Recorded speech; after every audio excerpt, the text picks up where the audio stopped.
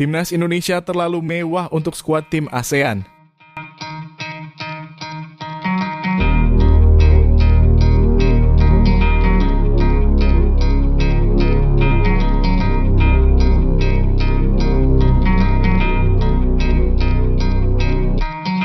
Melihat perkembangan Timnas Indonesia yang sekarang, pernah gak sih?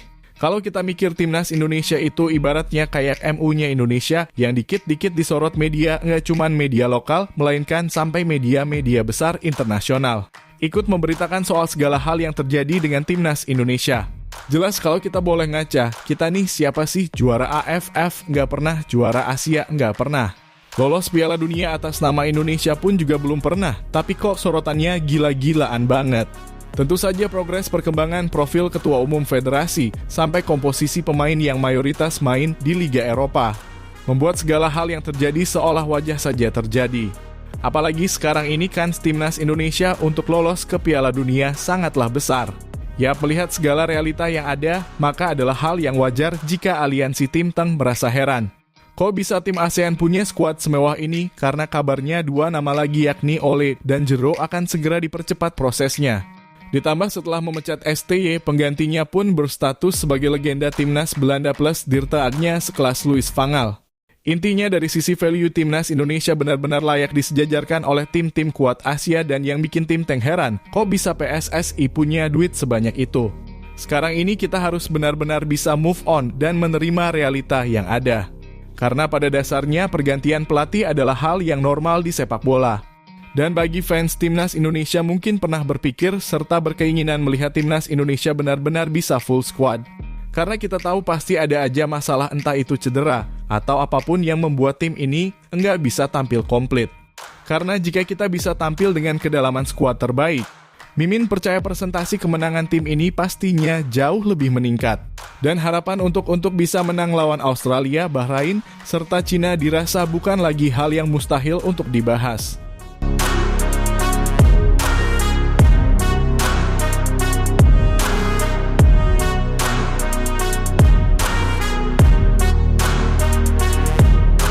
Yap, semua tahu soal penambahan pemain.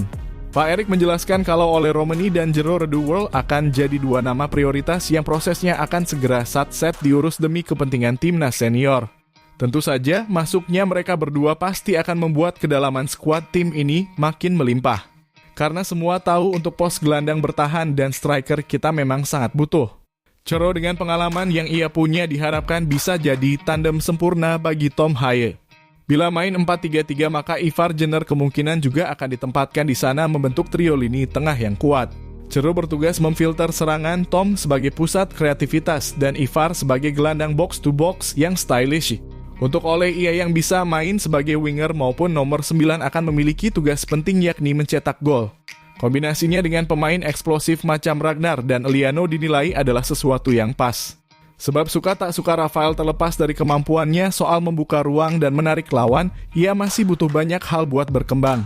Ya, harapannya di klub Rafa ini kembali bisa meraih posisi starter yang hilang perkara Piala Mortal Kombat agar persaingan di lini serang timnas jadi lebih menarik. Sedangkan untuk lini belakang kita cukup aman, apalagi adanya kemungkinan Elkan Bagot kembali lagi. Serta mudah-mudahan pemain seperti Miss Higgers dan Justin Hubner bisa pulih 100% cedera yang mereka derita sehingga komposisinya jadi makin. Sementara itu melihat segala hal yang terjadi termasuk pergantian pelatih yang dilakukan PSSI membuat aliansi Timur Tengah menyoroti betul hal ini. Menurut media Arab Saudi, Ausat pemecatan Shin Tae-yong dengan menyisakan 4 laga sisa merupakan hal yang berani. Terlebih penggantinya adalah Patrick Kluivert yang secara nama cukup besar mengingat ia adalah legenda sepak bola Belanda. Bahkan menurut info lainnya ada nama Louis van Gaal yang akan bertugas sebagai Dirtej. Jelas yang menjadi konsen kok bisa PSSI punya duit sebanyak itu. Mungkin harga Kluivert enggak semahal STY, tapi van Gaal biar gimana pun adalah sosok besar bahkan di kancah sepak bola dunia. Belum lagi PSSI harus memberikan uang kompensasi ke STY, walaupun semua tahu PSSI habis dapat dana besar dari FIFA, pemerintah, dan swasta. Akan tetapi tetap saja operasional termaksud menyediakan fasilitas. Serta akomodasi bagi pemain diaspora jelas enggak murah. Maka dari itu aliansi Tim Teng menarik kesimpulan jika Indonesia benar-benar layak masuk daftar sebagai ancaman nyata selain tim-tim besar Asia di luar Timur Tengah. macam Jepang, Korea, Iran, dan juga Australia.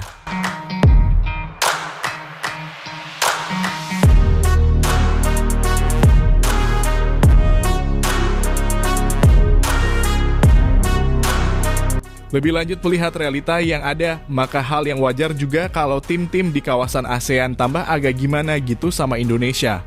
Madam Pang contohnya ia yang diketahui sudah sering ketemu Pak Erick Thohir beneran merasa kalau komposisi skuad timnas Indonesia yang sekarang terbilang terlalu mewah untuk ukuran tim ASEAN. Sebab dari pemain-pemain yang main di luar negeri, semuanya punya level yang berbeda. Terlepas dari apapun, pokoknya untuk sekarang ini kita kawal terus gimana perkembangan yang ada. Masalah Sintayong itu sudah lewat terlepas dari segala kontroversi atau dinamika ruang ganti yang menyelimuti, beliau tetaplah sosok yang berjasa besar bagi sepak bola Indonesia. Dan kalau semisal serta mudah-mudahan tim ini bisa full squad. Harusnya Kluivert sebagai pelatih anyar punya beberapa opsi yang ada. Mengingat secara kualitas tim ini mampu loh bersaing. Mau pakai formasi 4-3-3, 4-2-3-1 itu enggak masalah asalkan eksekusinya jalan. Intinya kita berharap aja agar semua pemain bisa dalam kondisi siap tempur. Karena bagaimanapun, 4 laga tersebut sangatlah penting. Baik untuk menjaga peluang lolos dan juga untuk memantapkan hati para pemain grade A lainnya. Agar makin yakin membela Indonesia di kemudian hari. Tetap dukung dan doakan selalu timnas Indonesia. Kemudian kalau kalian disuruh nih untuk menentukan kira-kira formasi apa yang cocok dengan kedalaman skuad tadi. Plus kira-kira siapa yang bakal dimainkan, kalian bakal pakai formasi apa, dan siapa yang main tulis ya di kolom komentar. Oke.